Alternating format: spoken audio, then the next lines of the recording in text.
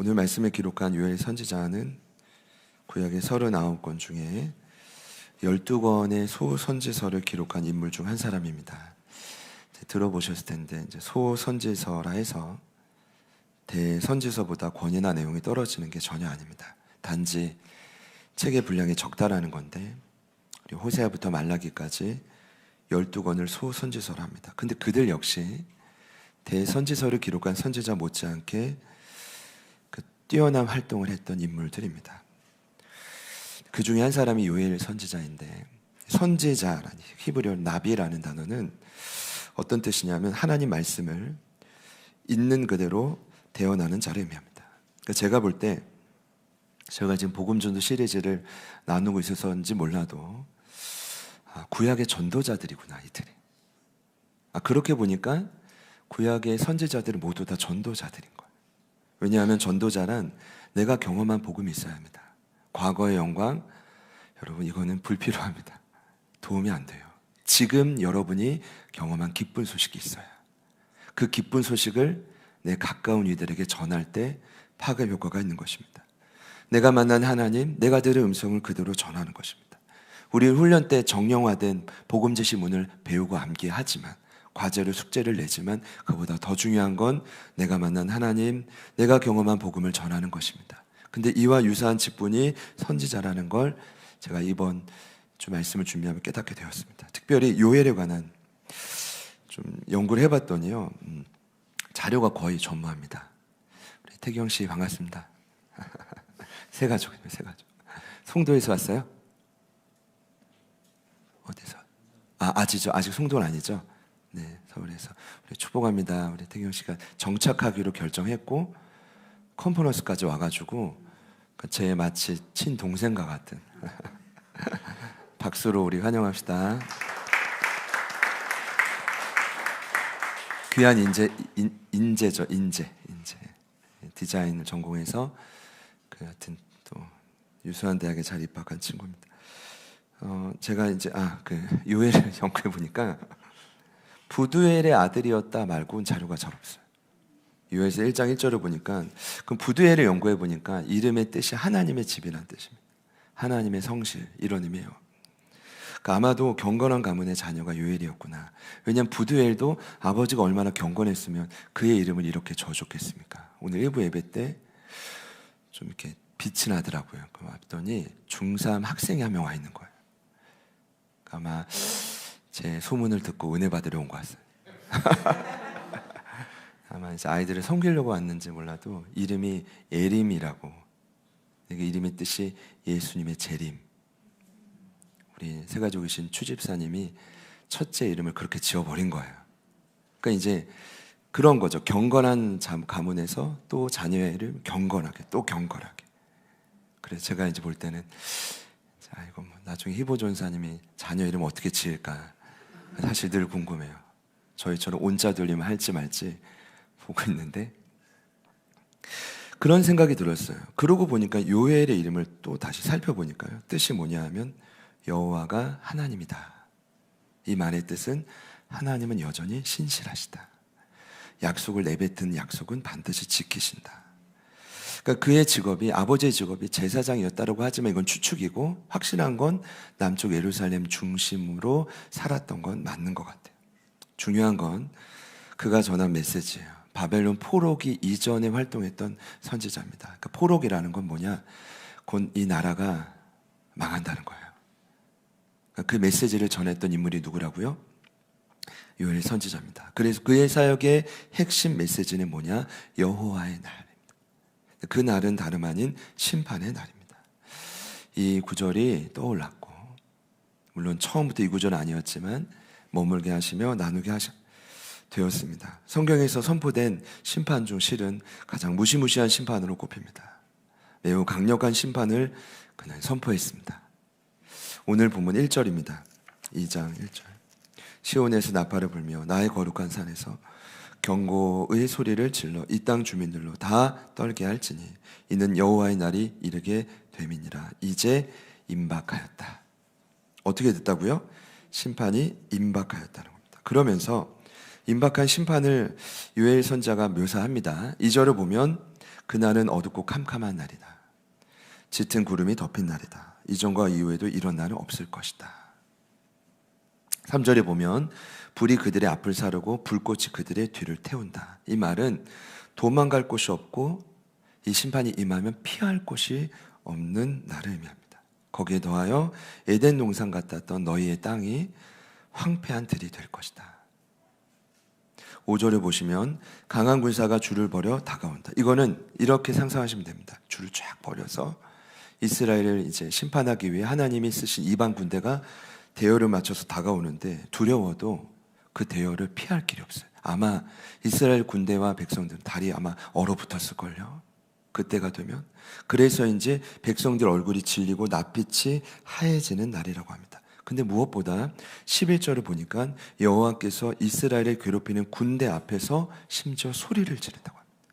11절 말씀을 같이 한번 읽어볼까요? 시작. 여호와께서 그의 군대 앞에서 소리를 지르시고 그의 진영은 심히 크고 그의 명령을 행하는 자는 강하니 여호와의 날이 크고 심히 두렵도다. 당할 자가 누구이래. 제 눈에 들어왔던 이 구절입니다. 여호와께서 그의 군대가 이스라엘 군대가 아니라 이스라엘 심판하기 위해 용병을 쓰는데 그 앞에서 심지어 하나님이 소리를 지르신다. 도대체 어떻게 지르실까? 확실한 건 그날이 이르면 크고 심히 두려워 당할 자, 견딜 자는 아무도 없게 됩니다.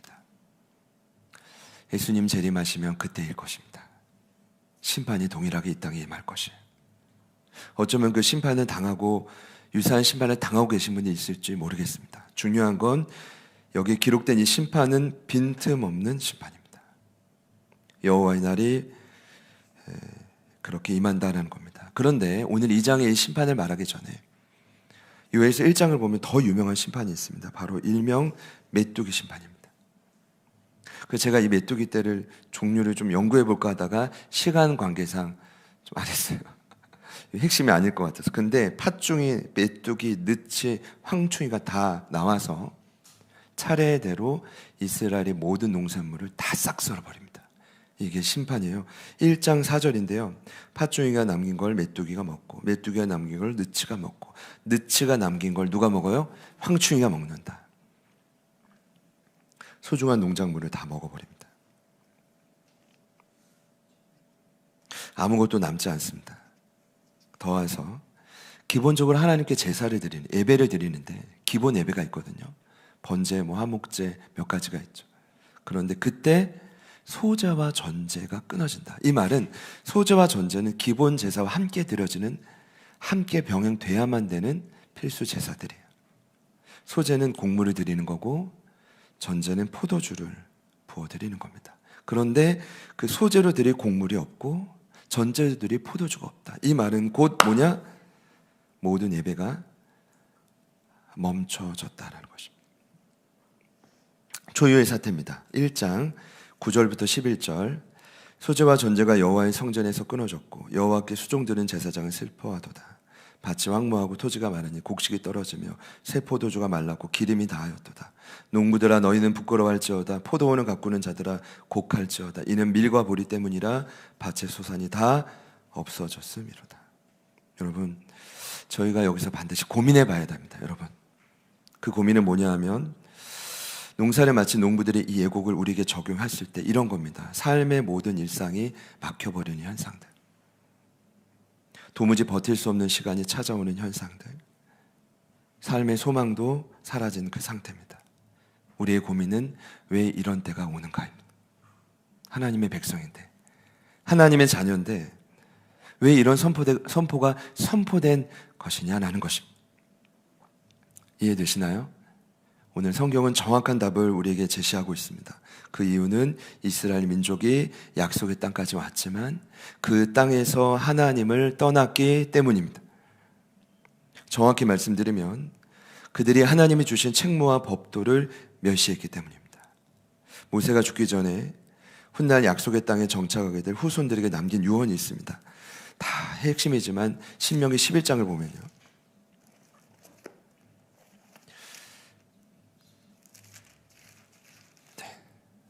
1절에 그런즉 내 하나님 여호와를 사랑하여 그가 주신 책무와 법도와 규례와 명령을 항상 지키라. 항상 뭐라고요? 지키라. 안 지킨 겁니다. 하나님 멸시하고 무시하다 보니까 그분의 명령이 더 이상 중요하지 않은 겁니다. 그래서 심판의 날이 임했다는 겁니다. 모세는요, 이때 그들을 설득합니다. 꼭 지켜야 되기에 무엇을 말하냐 하면 하나님이 그들에게 베푸신 출애굽의 기적을 말합니다. 그의 강한 손과 펴신 발로 여러 이적과 기사로 하나님이 너희를 애굽의 바로 왕으로부터 건져냈다. 여러분, 이것이 구원입니다. 여러분 모두 구원 받으셨습니까? 예수님은 영접하셨습니까? 애굽에서 분리된 구원을 의미합니다. 하나님의 능력으로 가능했던 일입니다. 심지어 애굽의 군대가 쫓아올 때 홍해를 마른 땅으로 건너게 하셨고, 또 그 홍해물로 그 쫓아오는 애굽의 군대를 수장시켜 버렸습니다. 거기서 끝나지 않고 광야에서 그들을 보호하셨고, 모세에게, 리더에게 대항했던 그 의견 제시가 아니라 의도적으로 교만함으로 대항했던 다단과 아비람은 땅에 입을 벌려 심판하기까지 너희가 봤다는 겁니다. 그런데 그 유언의 핵심은 너희가 이 체험을 했으니 명령을 지키는 것도 중요하지만 너희도 명령을 잘 지켜서 누구일까요? 너희의 자녀들, 나를 모르고 경험하지 못한 너희의 자녀들을 잘 가르치라. 할렐루야. 그것이었습니다. 충분히 하나님의 능력을 체험했으니까 이 경험을 못한 자녀들을 너에게 맡긴다는 겁니다. 그런데 하나님의 명령 어깁니다. 그때 어떤 일이 벌어집니까? 비가 내려야 될 그 약속의 땅에, 여호와의 눈이 머물러야 될 그 땅에 하나님의 눈이 더 이상 머물지 않아요. 무섭죠. 약속의 땅은 산과 골짜기가 많다고 했습니다. 하늘에서 내리는 비를 그 땅이 흡수한다고 했습니다. 좋은 게 아닙니다. 땅에 촉촉히 젖어 보관되면서 열매 맺게 하면 좋지만 비가 한번 내리면 끝이라 계속 하늘에서 비가 내려야만 그들이 살 수 있습니다. 근데 때를 따라 내리는 비도 오지 않고 그 땅에 머물겠다 약속한 여호와의 눈도 시선도 떠나게 됩니다. 얼마나 무시무시합니까? 신명기 11장 8절부터 12절. 그러므로 너희는 내가 오늘 너에게 명하는 모든 명령을 지키라. 그리하면 너희가 강성할 것이요 너희가 건너가 차지할 땅에 들어가서 그것을 차지할 것이며. 이 말씀을 이해 안 되는 분 아무도 없을 겁니다. 그렇죠? 9절. 또 여호와께서 너희의 조상들에게 맹세하여 그들과 그들의 후손에게 주리라고 하신 땅 곧 젖과 꿀이 흐르는 땅에서 너희의 날이 장구하리라. 내가 들어가 차지하려는 땅은 내가 나온 애굽 땅과 같지 아니하니 거기에서는 너희가 파종한 후에 발로 물대기를 채소밭에 댐과 같이 하였거니와. 너희가 건너가서 차지할 땅은 산과 골짜기가 있어 하늘에서 내리는 비를 흡수하는 땅이요 내 하나님 여호와께서 돌보아 주시는 땅이라. 연초부터 연말까지 내 하나님 여호와의 눈이 항상 그 위에 임한다. 이 언약이 임시적으로 멈춘 거죠. 하나님의 규례와 명령을 이스라엘이 멸시했기 때문이고 어겼기 때문이고 그 결과가 여호와의 날이고 강력한 심판입니다. 여러분 이해되시죠? 그럼 그들이 이 심판에서 벗어날 수 있는 방법이 뭘까요? 제가 볼 때는 여호와의 날과 이 심판, 때론 우리의 삶의 소망을 앗아가는 어려움들은 여러분 기억하셔야 됩니다. 우리를 죽이시기 위함이 아닙니다. 하나님이 저와 여러분에게 정말 이 약속한 이 땅에서 장구하여 영향력 있는 이 땅을 차지하는 자로 변화시키기 위함인 줄 믿으십시오. 그럼 이 심판의 목적이 뭡니까? 돌이키는 방법을 알려주는 겁니다. 근데 그 방법은 다름 아닌 여호와께 돌아오는 것입니다. 우리 12절과 13절 말씀 요에서 2장 같이 읽겠습니다. 시작. 여호와의 말씀에 너희는 이제라도 금식하고 울며 애통하며 마음을 다하여 내게로 돌아오라 하셨나니 너희는 옷을 찢지 말고 마음을 찢고 너희 하나님 여호와께로 돌아올지어다. 그는 은혜로우시며 자비로우시며 노하기를 더디하시며 인애가 크시사 뜻을 돌이켜 재앙을 내리지 아니하시나니. 아멘. 여기 보면 돌아오라 이 단어 두 차례가 두 절 안에 두 차례나 표현됐습니다. 12절에 이제라도 금식하고 울며 애통하고 마음을 다하여 내게로 돌아오라. 13절에 옷을 찢지 말고 뭘 찢어요? 마음을 찢고 너희 하나님 여호와께로 돌아오라. 여러분 돌아오라 슈브라는 이 단어 구약 단어에선 회개를 의미합니다. 실은 정확히 구약의 히브리어로 회개라는 글자로 쓰인 단어는 3번밖에 안 됩니다.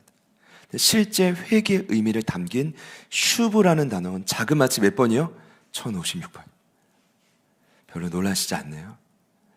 신약 성경이 더 많을 것 같았어요. 저는 메타노이아, 회개하라, 헬라어가 57번입니다.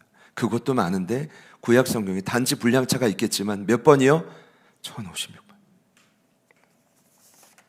어마어마한 압도적인 숫자입니다. 이유는 단순합니다. 그만큼 회복을 위해 가장 필요한 것은 회개입니다. 믿지 않는 세상도 그렇고 이미 믿었지만 그 믿음이 약화된 하나님의 자녀들 마찬가지입니다. 그래서 이 회개하라의 대다수의 메시지를 누가 들었느냐? 이스라엘의 경우입니다. 그들은 이미 출애굽을 했습니다. 하나님을 떠났기 때문에 하나님 그들에게 지속적으로 말했습니다. 기적을 위해, 회복을 위해 가장 필요한 건 너의 회개라는 것입니다. 그들에게 가장 필요했던 건 회개였습니다. 과거에 우리는 분명히 예수님 믿었습니다. 믿으셨죠? 떠나갔던 성령이 내 안에 내주했고, 이게 거듭남입니다. 한 번 들어온 성령님은 왔다 갔다 하지 않습니다. 한 번 들어왔다면 그게 진심이고 진짜였다면 그분은 절대로 한 번 인치시면 그 인치심은 지워지지 않습니다. 그래서 여러분 영생을 얻었다면 그 구원은 영원합니다. 그리고 이 땅에서 사망이 아니라 예수님 때문에 하나님 나라 천국 생명을 누릴 수 있는 여러 특권들도 얻었지만 문제는 뭐냐? 우리 안에 남아있는 지금도 우리에게 갈등을 가져다 주는 연약함, 그것이 우리를 넘어뜨리기 때문에 회개가 필요합니다. 여러분 다시요, 반드시 기억하십시오. 우리 안에 들어온 성령님은 떠나지 않습니다. 근데 나는 왜 구원받지 않은 것 같지? 라고 생각한다면 진짜 저를 찾아오십시오. 저는 제가 새가족부를 안 받은 분이 아니라면 몰라도 그냥 받으셨다면 좀 확신한다고 생각하거든요. 왜냐하면 새가족반 1주차, 기초한입반 1, 2, 3주차 계속해서 구원의 확신을 점검합니다. 근데 만약에 여러분 보실 때 이분 진짜 구원의 확신이 아닌 것 같은데 라고 했을 때 그분에게 가셔서 말씀하세요. 다른 말씀하시고 당장 목사님을 찾아가십시오. 기분 나쁘실려나? 그럼 여러분이 으슥한 곳으로 그분을 데려가서 들으신 말씀을 기억하면서 복음을 전해보십시오. 오죽하면 이렇게 말씀드리겠습니까? 확실히 아십시오. 구원받았지만 우리 안에 연약함이 있습니다. 이것이 천국에 취소되는 게 아닙니다. 그 연약함을 과거엔 신학적으로 원죄라고 했지만 이젠 그 단어는 잘 안 씁니다. 대신 죄의 뿌리, 옛사람, 옛습관, 죄를 짓는 경향성 우리 안에 남아있죠. 오죽하면 천하의 바울을 아십니까? 그분이 뭐라고 했죠? 나는 날마다 죽노라. 물론 전도 현장에서 위기에 처했을 때 고백이기도 하지만 다른 말로 적용하면 그 천하의 바울도 자신 안에 있는 연약함으로 인해 날마다 십자가 앞에 나가서 날마다 반복되는 내 죄를 쏟아놓지 않으면 살 수 없다, 전도할 수 없다, 교회를 세울 수 없다는 고백을 그가 했기 때문에 자랑한 겁니다. 모든 걸 다 배설물 여겼지만 그가 유일하게 자랑했던 건 나는 날마다 죽노라. 옆에 있는 분들께 한번 진심으로 한번 축복해 봅시다. 날마다.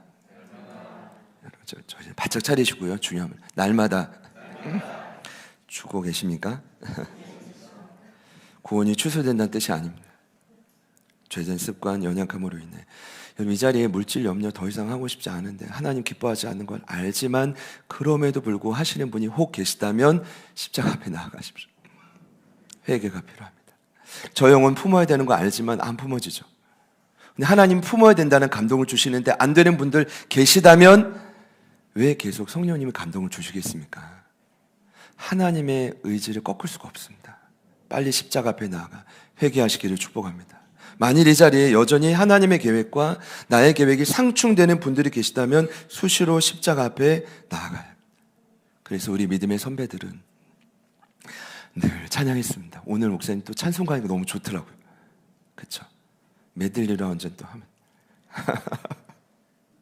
선배들이 늘 찬양했던 고백 중 한 가지는 십자가 튼튼히 붙잡고 날마다 이기며 나가세 머리에 면류관 쓰고서 주 앞에 찬양할 찬양도 있죠. 이런 고백도 있습니다. 내가 매일 십자가 앞에 더 가까이 가오니 구세주의 을 보라. 고백 비로소 나를 제가 스승님께 확실히 배웠습니다. 다른 거 몰라도 경환아, 일주일에 한 번 안 돼. 한 달에 한 번 안 돼. 매일 해야 돼. 성도가 문제가 아니라 네 문제야, 네 문제. 매일 십자가 앞에 나가요. 매일 날마다. 오늘 적용은 뭡니까? 회개가 필요한 것입니다. 믿으시기를 축복합니다. 날마다. 결국 전도는 회개 없이 불가능합니다. 이 표현이 맞을지 모르겠지만 믿음보다 회개가 우선입니다. 정확히 말씀드리면 저는 회개와 믿음이 복음 제시할 때 동전의 양면이라고 했습니다. 반드시 진정한 회개와 믿음이 있어야 구원받는데, 자, 이렇게요. 회개가 믿음의 시작입니다. 가던 길에서 방향을 돌이키는 유턴이 회개라면 믿음은 뭡니까? 돌이키면 그때 보이는 분이 있습니다. 내가 평생 영원히 참되게 의지해야 될 신뢰의 대상이 보이죠. 그분이 누굽니까? 우리 구주 예수님이십니다. 이 땅에 그분을 보내주신 우리 하나님. 그분을 향해 이제는 더 이상 고민하지 않고 달려가는 게 바로 신뢰, 바탕, 우리의 믿음입니다. 그러니까요, 가던 길에서 돌이키지 않으면 달려갈 수 없습니다. 여러분의 상황과 아주 지긋지긋한 변화되기 원하는 그 영혼이든 환경이든 절대 바뀌지 않습니다. 뭐부터 해야 됩니까? 돌이키셔야 됩니다. 회개하셔야 됩니다.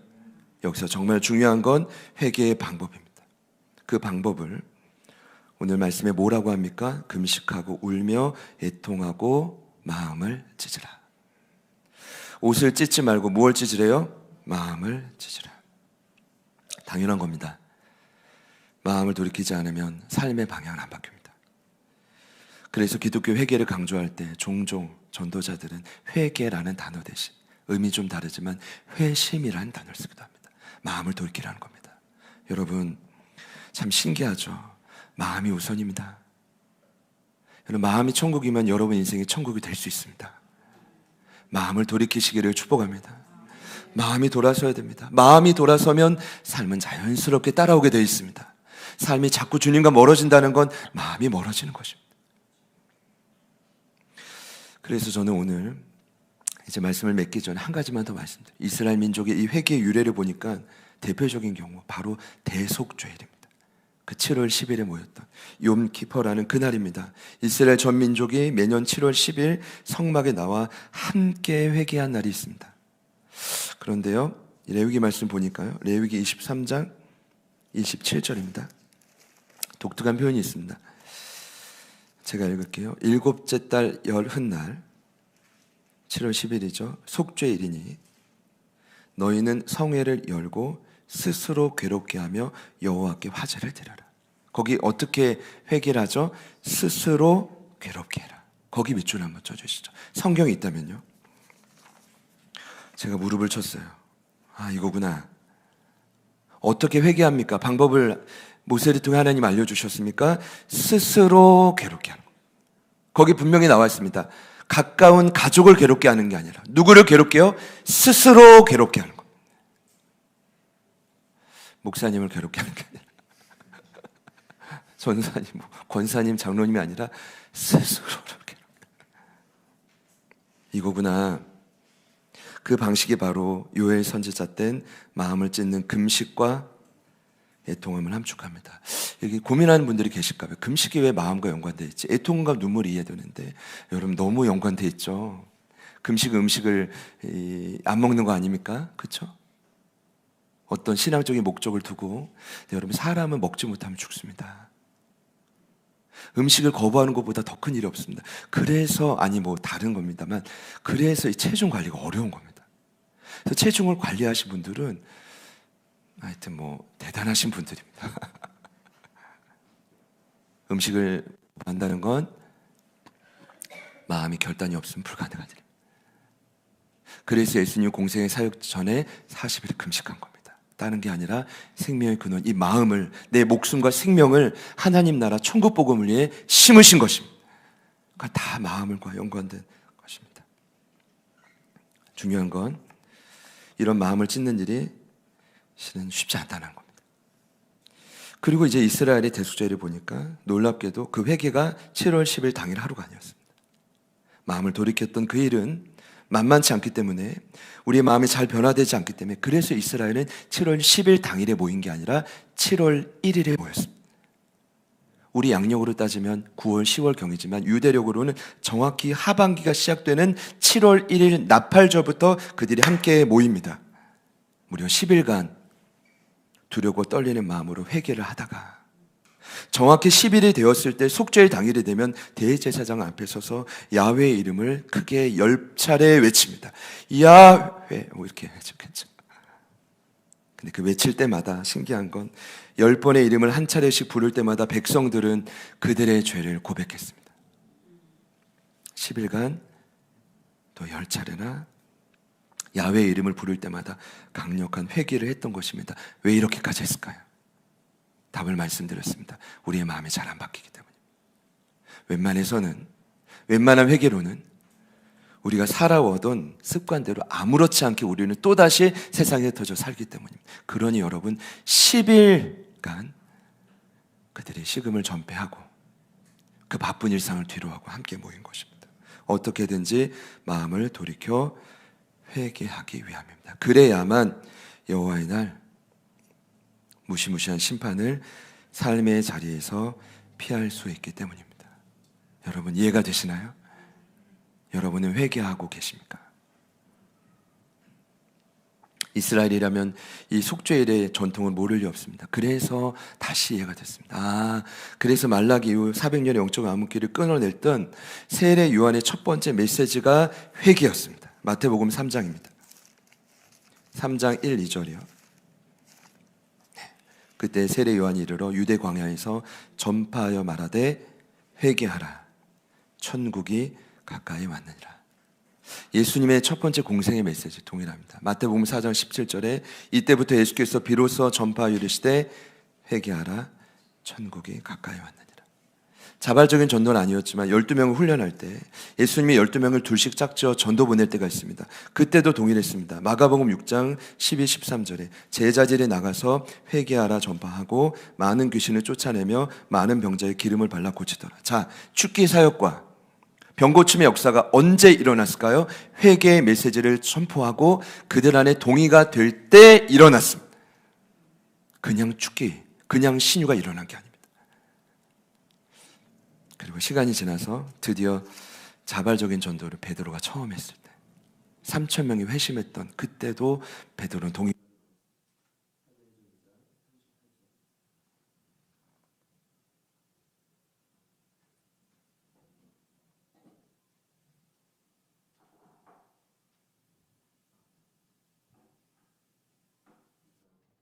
네, 8절. 베드로가 이르되 너희가 회개하여 각각 예수 그리스도 이름으로 세례를 받고 죄 사함을 받으라. 그리하면 성령의 선물을 받는다. 여러분, 그 좋으신 성령님 선물을 받으려면 뭘 해야 돼요? 회개하셔야 됩니다. 우린 이미 성령님 선물을 받았지만 순차적으로 볼 때 성령님이 다시 활동하려면 여러분 뭘 해야 돼요? 회개하셔야 돼요. 제 적용을 여러분 이해하실 거라고 생각합니다. 말씀을 맺겠습니다. 여러분, 우리가 매주 나눈 이 복음이 내 삶의 진짜 복음이 되려면 반드시 회개가 필요합니다. 저희가 현재 올해 표어에 맞추어 복음전도 시리즈 나눕니다. 영혼들이, 여러분이 살리고자 하는 그 영혼들이 살아나려면, 여러분도 다시 살아나려면 반드시 필요한 존재 회개입니다. 오늘 말씀을 들으시면서 왜 자꾸 회개하라 그래? 라고 생각하는 분 없으실 거라 합니다만, 혹여나 그런 분들이 아니라면 저는 이런 생각을 합니다. 반드시 2부 예배에 참여하는 많은 분들의 삶이 어쩌면 하나님의 심판의 날 아래 두려워 떨며 사는 분이 있을 수 있겠다는 겁니다. 그런 분들이 있다면 여러분이 회복되고 살 수 있는 기적은 단 한 가지입니다. 오늘 이 시간 회개하시는 겁니다. 옷을 찢지 않고 마음을 찢는 것입니다. 그래서요, 사실 마음을 찢는 것도 참 어렵죠. 오늘 말씀을 자세히 보니까 감사한 건 요엘 선지자를 통해 구체적인 회개의 방법을 가르쳐 줍니다. 물론 마음을 찢어야죠. 눈에 보이는 행위가 아니라 마음이죠. 이 마음, 하나님 중심을 보시는 거 압니다. 금식도 눈물도 애통함도 모두 마음의 영역입니다. 그런데 오늘 말씀에 한 가지 방법을 알려줍니다. 어떻게 하는 게 마음을 찢는 회개인지. 17절을 보니까요, 제사장들이 울며 기도했던 특별한 장소가 나옵니다. 바로 어디냐 하면 낭실과 제단 사이입니다. 어디라고요? 낭실과 제단. 낭실은 성전 출입구, 동쪽 출입구. 들어오면 제단은 번제단. 그러니까 낭실과 제단 사이는 어디일까요? 오늘날로 보면 성전 안쪽에 제사장들이 늘 기도했던 본인만의 기도의 장소가 있었듯이, 제가 그런 생각이 들더라고요. 저 기준으로 우리 저기 3층 문이 동쪽이거든요. 우리 낭실은 왜 이렇게 좋냐 하면 자동문이에요. 버튼만 누르면 무거운 대형문도 아니에요. 나중에 막 커져가지고 문이 무거워지기 전에 여러분, 버튼만 누르면 문이 열려요. 중요한 건 뭐냐 하면 이곳에 여러분이 들어왔을 때 제단 앞에서 제사장들과 같이 여러분들만의 눈물의 기도를 쏟는 장소가 있느냐가 문제고, 성령님이 이 질문을 저에게 깊이 하시더라고요. 여러분은 여러분만의 기도의 자리가 있습니까? 어느 누구에게도 뺏길 수 없는, 지금 우리가 다른 걸 구할 때가 아니라 지금 제자들께 필요한 스텝은 뭐냐 하면, 문을 열고 성전에 들어와서 낭실과 제단 사이에 제사장들과 같이 내가 눈물로 회개의 기도를 해야 될 장소가 어디냐?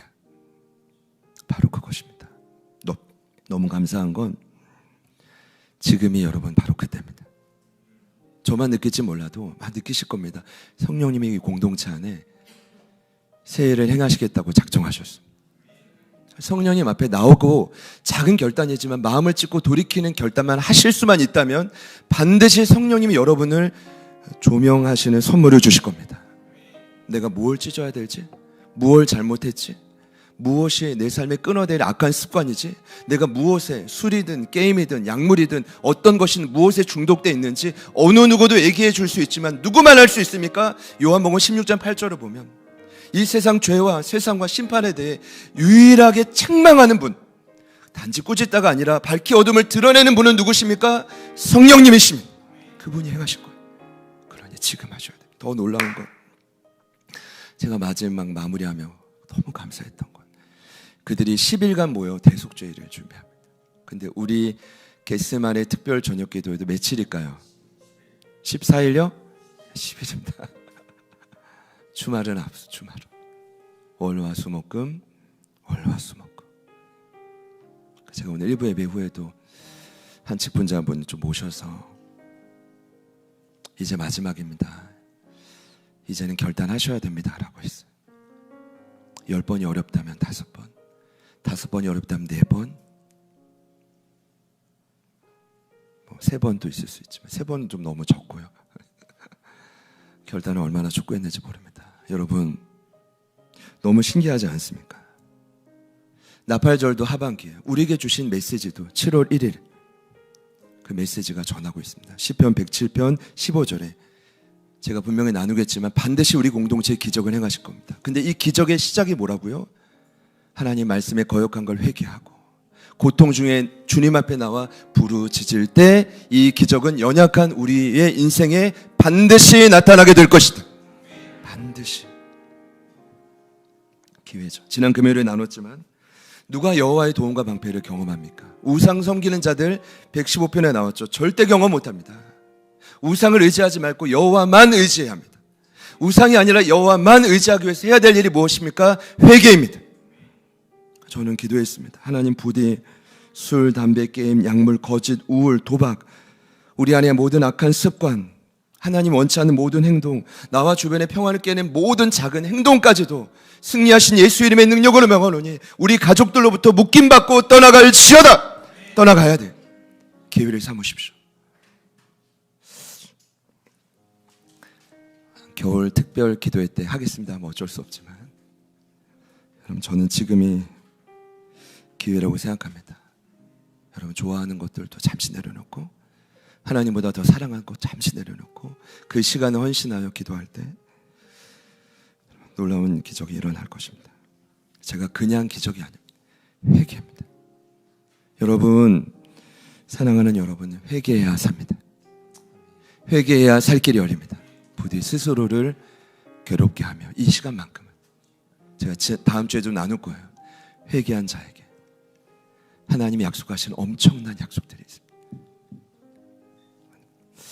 기대하는 마음으로, 결단하는 마음으로 함께 찬양하겠습니다.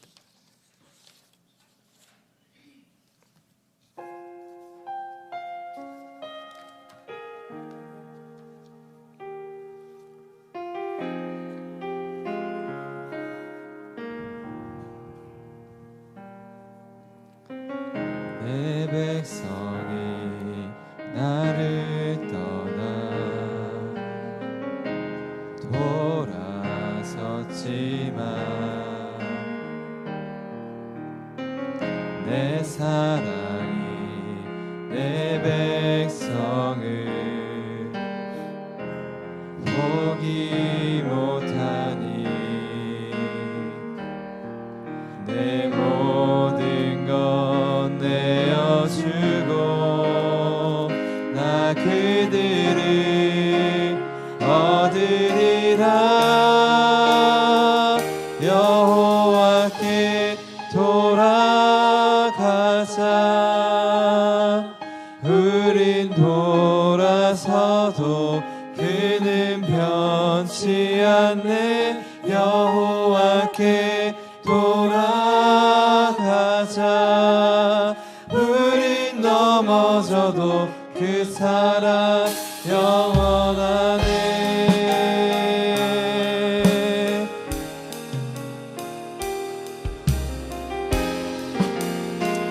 처음부터 고백합니다. 내 백성이 나를 떠나 내 백성이 나를 떠나 돌아섰지만 내 사랑이 내 백성을 포기 못하니 내 모든 것 내어주고 나 그들을 얻으리라. 여호와께 돌아가자. 우린 돌아서도 그는 변치 않네. 여호와께 돌아가자. 우린 넘어져도 그 사랑 영원한. 여호와께 돌아가자. 여호와께 돌아가자. 우린 돌아서도 그는 변치 않네. 여호와께 돌아가자. 우린 넘어져도 그 사랑 영원하네. 사랑은 오래 참고 오래 참고 자신을 내어주네. 서로 사랑할 때 세상을 주 보내. 사랑은 절대. 한 번 더 고백합니다. 사랑은 오래 참고 사랑은 오래 참고 자신을 내어주네. 내어주네. 서로 사랑할 때 세상을 주 보내. 사랑은 절대시. 우리의 목소리 높여서 고백합니다. 여호와께 돌아가자. 우린 돌아서도 그는 변치 않네. 여호와께 돌아가자. 우린 결단하며 고백합니다. 여호와께 돌아가자. 여호와께 돌아가자. 우린 돌아서도 그는 변치 않네. 여호와께 돌아가자. 우린 넘어져도 그 사랑 영원하네.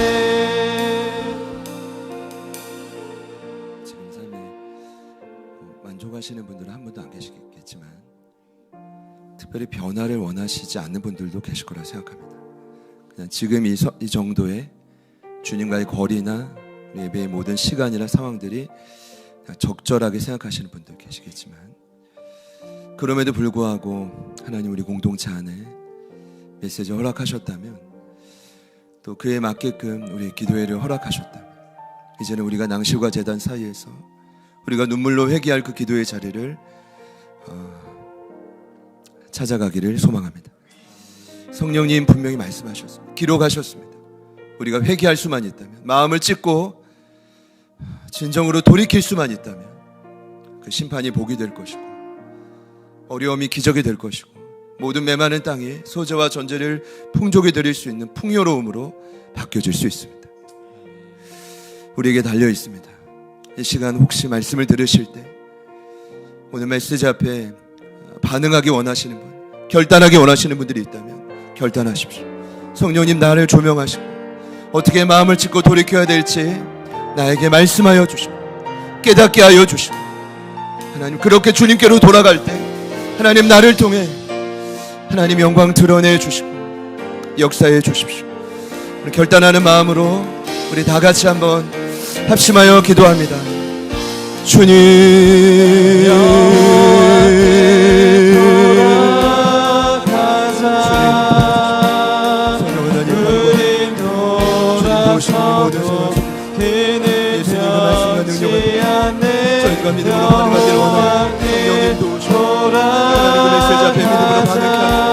성령님 도와주시고 성령 하나님 도와주시고 하나님 기대하며 하나님 오늘 이곳에 무시하니 마음을 찢으며 돌이킬 귀한 일꾼들을 세워주시고 하나님 마음을 다해 주님 길로 달려가 하나님 회개하며 달려갈 반응하는 자들을 일으켜주시고 성령 하나님 도와주시고 하나님 무엇이 주님을 향해 달려갈 하나님 낭실과 제사장들과 같이 울며 기도하는 자들이 나오게 하여 회개하며 엎드리는 자들이 나오게 하여 성령 하나님 도와주시고 성령 하나님 도와주시고 하나님 온 공동체가 회개하여 거룩하신 하나님과 동행하기를 원합니다. 성령님 도와주시고